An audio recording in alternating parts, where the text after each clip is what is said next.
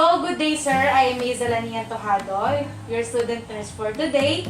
So, for verification, sir, may I know what is your name? I'm Jonathan before morning. Okay, sir. What is your age? I'm 12 years old. Well, and your birthday, sir? July 14. Okay, sir. Today, we'll be assessing your mid genitalia and also the rectum. So, mamaya, sir, pasasuotin ko po kayo ng gown for me to be able to assess you properly.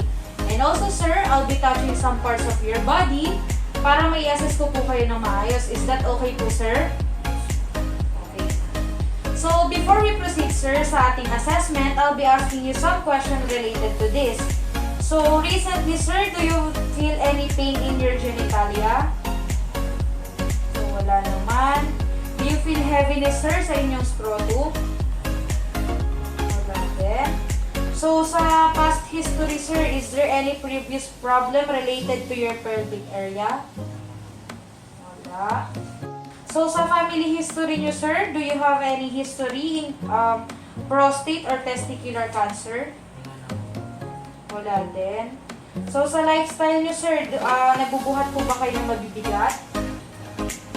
Hindi naman. And, sir, do you have a usual exercise pattern or nag-exercise po ba kayo? So,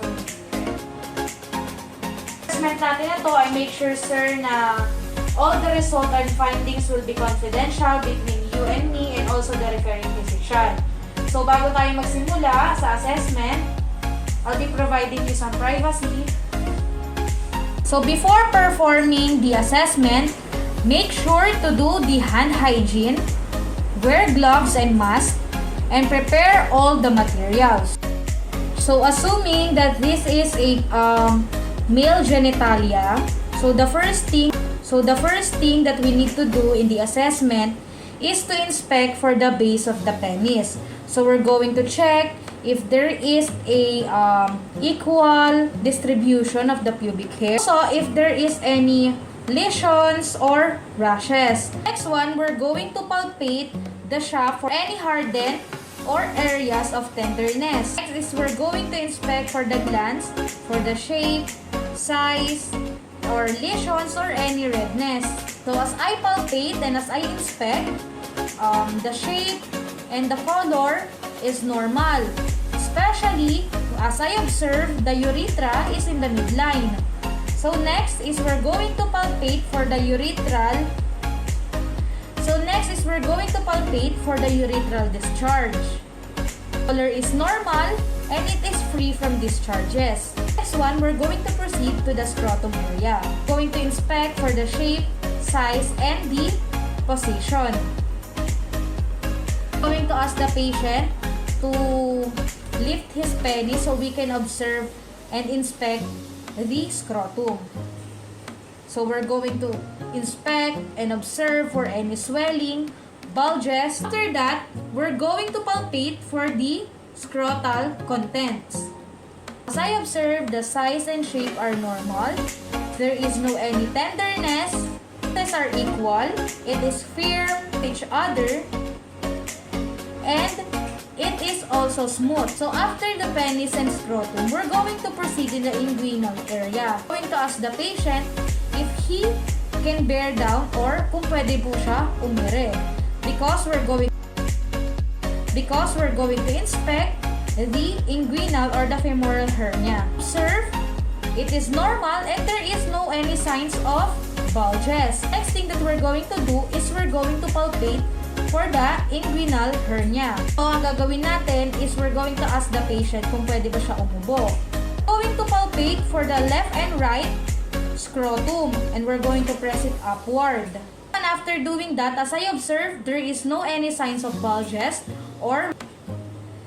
So next that we're going to do is we're going to palpate for the femoral hernia or the front of the thigh. We're going to ask the patient again kung pwede ba siya umubo and kakapain natin femoral canal area.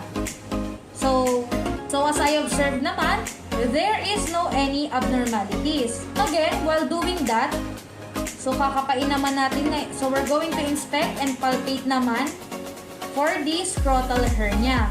Dito, as we palpate, we're going to ask the patient na if there is any pain siyang nararamdaman or is there any problem siyang nafe-feel, pinapalpate natin ito.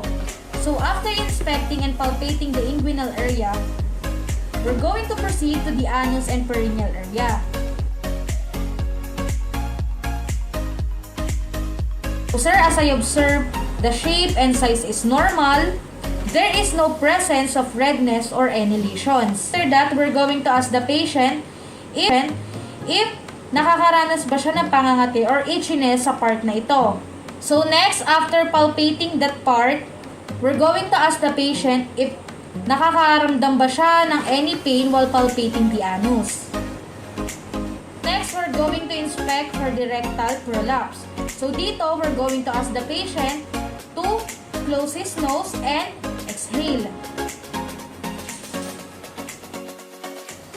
So, as I observe naman while doing that, there is no any bulges or discharges. We're going to proceed to the rectum and prostate. We're going to use our index finger and we're going to put that on the rectum area. So dito naman, we're going to use a lubricant. So assuming that this is a lubricant.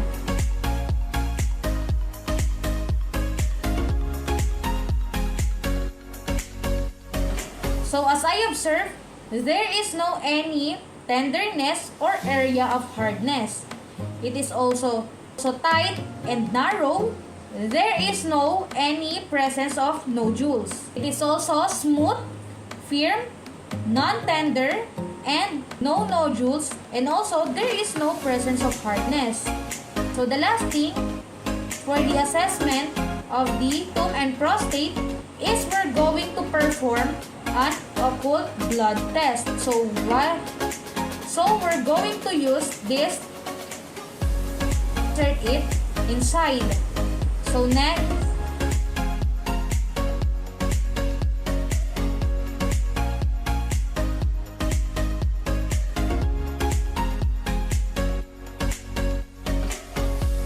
so as I observe, there is no any presence of blood in the feces. So sir, pwede na po kayo ulit magsuot ng inyong damit, sir. And all in all po sa ating assessment, as I observe, there is no any abnormalities din naman po sa inyong male genitalia and also sa rectum. So thank you sir for your cooperation.